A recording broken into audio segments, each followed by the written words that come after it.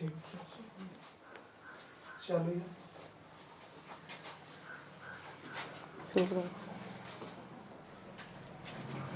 करो।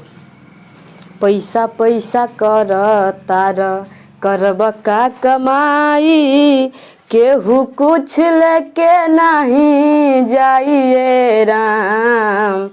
पैसा पैसा कर तार करब का कमाई, केहू कुछ लेके नहीं जाइए राम। दुनिया से जहिया होई विदाई, आपन लागी पराइए राम। महले अटारी लेब कितनो कीन हो, तब ना नसीब होई बीता भर जमीन हो।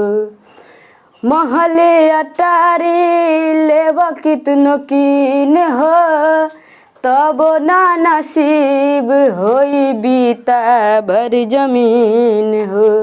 माटी के शरीरिया माटिए में जाई, अंश अकेला उड़ जाइए राम। दुनिया से जहिया होई विदाई, आपन लागी पराइए राम। ना घर तेरा ना घर मेरा, ई त ह भाई दू दिन के डेरा। ना घर तेरा ना घर मेरा, ई त ह भाई दू दिन के डेरा।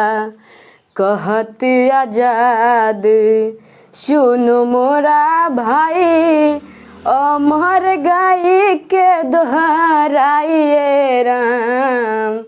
दुनिया से जहिया होई विदाई, आपन लागी पराइए राम। दुनिया से जहिया होई विदाई, आपन लागी पराइए राम।